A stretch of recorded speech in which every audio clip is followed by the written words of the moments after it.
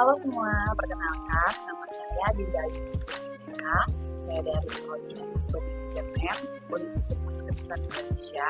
Di sini saya akan membahas tentang sistem moneter dan bagaimana sih sistem moneter ataupun kebijakan moneter ini mengatasi dampak COVID-19 yang terjadi di Indonesia bahkan di seluruh belahan dunia.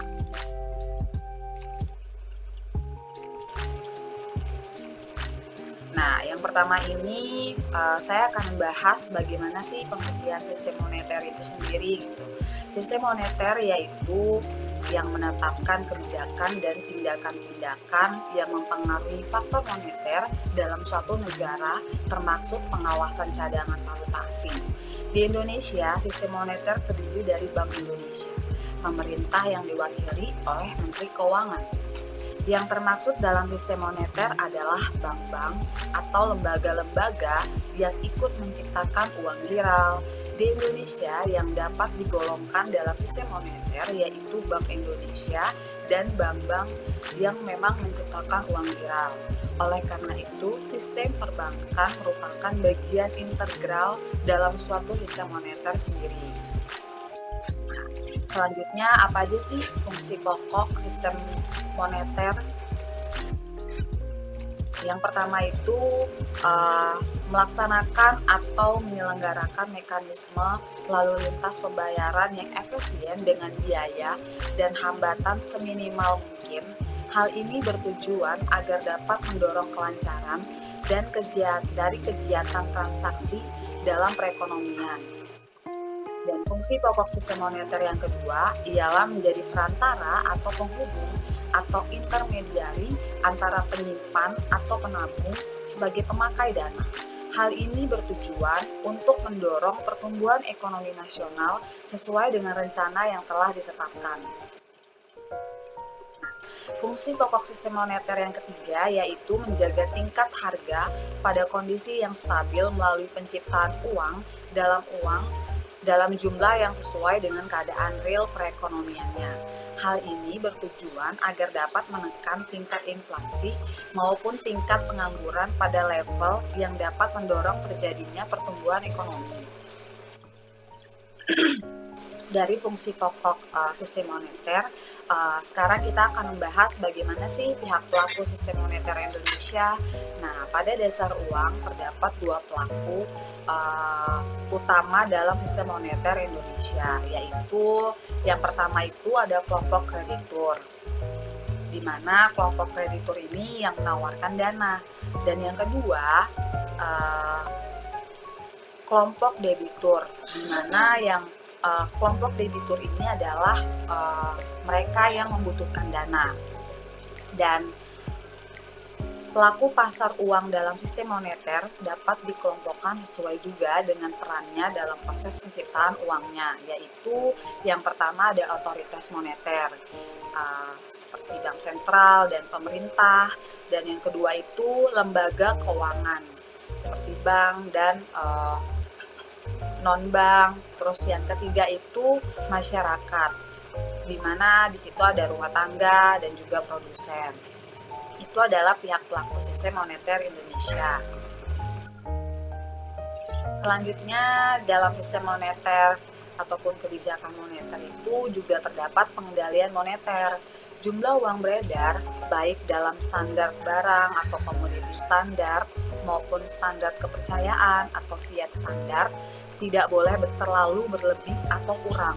Kontrol jumlah uang beredar perlu dilakukan untuk menciptakan iklim yang baik bagi stabilitas harga dan pertumbuhan ekonomi, serta kontrol terhadap kegiatan kredit. Kontribusi kebijakan moneter terhadap stabilitas harga sangat penting, artinya untuk mengurangi menekan tingkat inflasi, pertumbuhan jumlah uang yang beredar sebaiknya mengikuti pertumbuhan ekonomi, sehingga secara tidak langsung dapat menekan tingkat pengangguran. Bank sentral selaku pelaksana kebijakan moneter menjalankan kebijakannya yang bersifat kuantitatif dan kualitatif.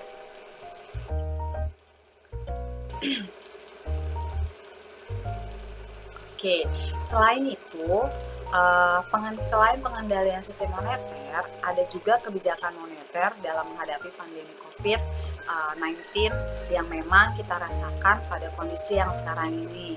Sejak merebaknya pandemi COVID-19, Bank Indonesia atau bisa disingkat dengan BI terus memperkuat seluruh instrumen bauran kebijakan untuk melakukan stabilisasi nilai tukar rupiah, pengendalian inflasi, dan mendukung stabilitas sistem keuangan. Pada saat yang sama, BI juga giat mencegah penurunan kegiatan ekonomi lebih lanjut melalui koordinasi erat dengan pemerintah dan Komite Stabilitas Sistem Keuangan atau biasa dengan disingkat KSSK. Oke, selain itu ada 6 aspek yang memang menjadi hal penting dari kebijakan BI, yaitu pertama, penurunan suku bunga kebijakan moneter 4 kali hingga Juli 2020 masing-masing sebesar 25 BPS. Penurunan suku bunga kebijakan ini konsisten dengan perakiraan inflasi yang rendah dan terkendali pada kisaran sasaran 3 atau lebih 1%, serta untuk mendukung pemulihan ekonomi nasional.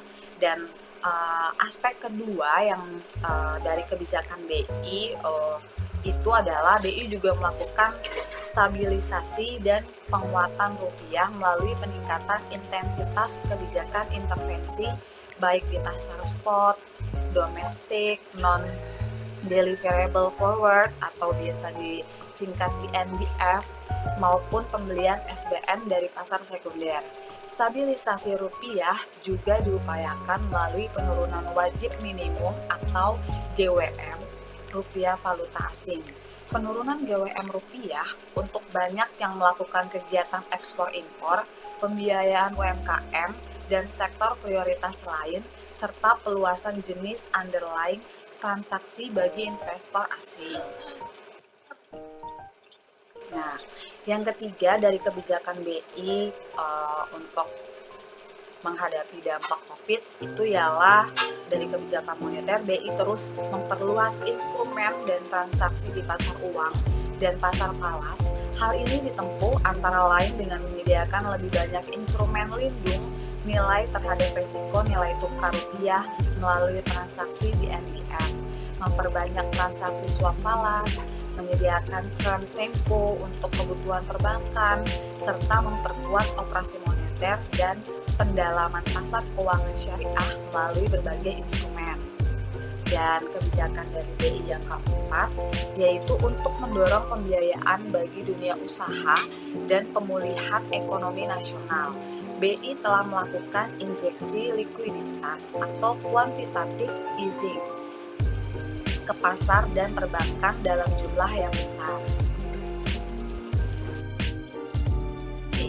Kebijakan BI yang kelima yaitu pelonggaran kebijakan makroprudensial untuk mendorong perbankan dalam pembiayaan dunia usaha dan ekonomi. Hal ini dilakukan melalui pelonggaran ketentuan loan to value ratio atau LTV, rasio intermediasi makroprudensial atau biasa disingkat dengan RIM, serta penurunan GWM rupiah untuk pembiayaan dunia usaha, khususnya untuk ekspor impor maupun untuk UMKM dalam rangka memitigasi dampak COVID-19. Dan yang terakhir, kebijakan dari BI yaitu yang keenam, kemudahan dan kelancaran sistem pembayaran baik tunai maupun non-tunai untuk mendukung berbagai transaksi ekonomi dan keuangan. Hal ini dilakukan melalui pengedaran uang yang higienis serta dorongan bagi masyarakat untuk lebih banyak menggunakan transaksi non-tunai seperti uang elektronik, internet banking, maupun penggunaan QR Code, Kode Indonesia Standar atau QRIS. Nah, itu adalah keenam aspek penting yang memang menjadi kebijakan dari BI dalam mengatasi dampak COVID-19 di Indonesia.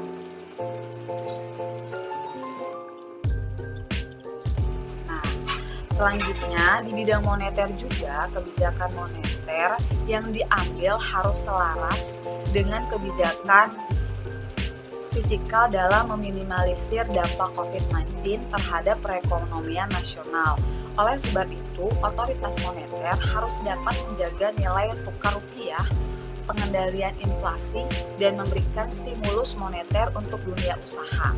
Diharapkan ada relaksasi pemberian kredit perbankan dan mengintensifkan penyaluran kredit usaha rakyat atau KUR.